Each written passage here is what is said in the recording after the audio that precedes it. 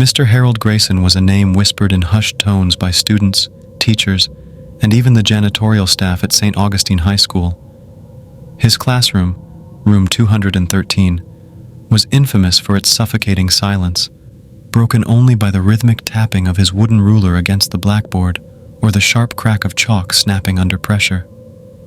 A man with piercing gray eyes that seemed to bore into your soul, he was as stern as they came, his face perpetually frozen in an expression of disdain. He had been teaching mathematics for over 2 decades, and while his classes consistently scored top marks, no one dared question whether it was out of respect or sheer terror. No one ever challenged him because Mr. Grayson wasn't just any teacher. He was the nephew of the school chairman, Walter Grayson III. Complaints from parents were brushed aside after private meetings where Harold would transform into a charming, empathetic educator. "Trust me," he'd say, his voice dripping with sincerity. "One day, when your child becomes successful, you'll thank me."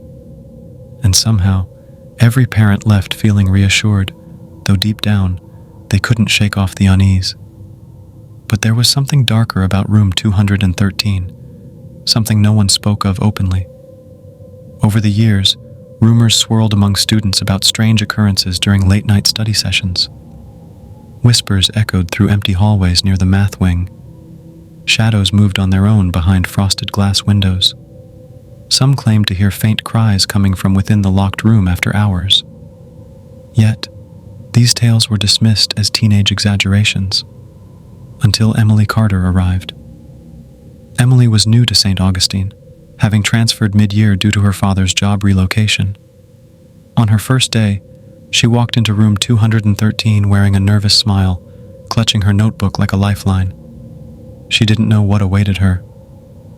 "Ah, Miss Carter," Mr. Grayson sneered, his lips curling into a cruel grin. "Let's see if you're worthy of joining this class. Solve this equation, now."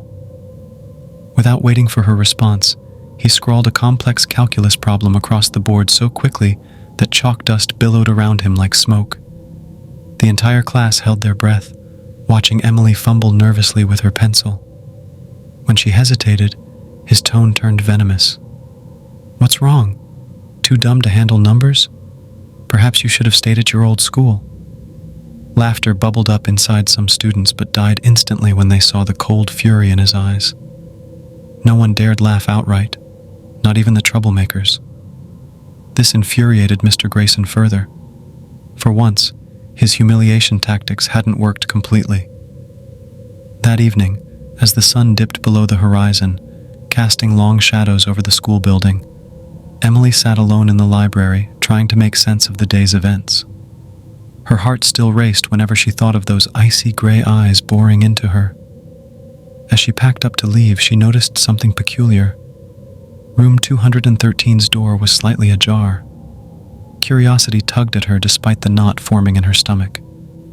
Slowly, she approached the room. Inside, everything looked normal, the desks neatly aligned, the blackboard wiped clean. But then she spotted it. A single piece of paper lay on Mr. Grayson's desk. It wasn't ordinary paper. It shimmered faintly under the dim fluorescent lights. Drawn on it was a series of intricate symbols and equations unlike anything she'd ever seen. Beneath them, written in jagged handwriting, were the words, "To master fear is to conquer all." Suddenly, the air grew heavy, pressing down on her chest. The temperature plummeted, and her breath fogged before her eyes. Behind her, the door slammed shut with a deafening bang. Panicking, Emily spun around, but the handle wouldn't budge. Trapped. Then came the whispers, soft at first, like leaves rustling in the wind, but growing louder, more insistent. They weren't random sounds. They formed sentences, fragmented yet coherent. "He hurts us. Make him stop. Help us." A figure materialized at the far end of the room, a girl, translucent and pale, her eyes hollow sockets of despair. More figures followed, each ghostly apparition representing former students who had suffered under Mr. Grayson's tyranny. Their faces twisted in anguish, they reached out toward Emily, imploring her silently. Terrified but unable to look away, Emily realized these spirits wanted justice. They wanted revenge. The next morning, chaos erupted in room 213.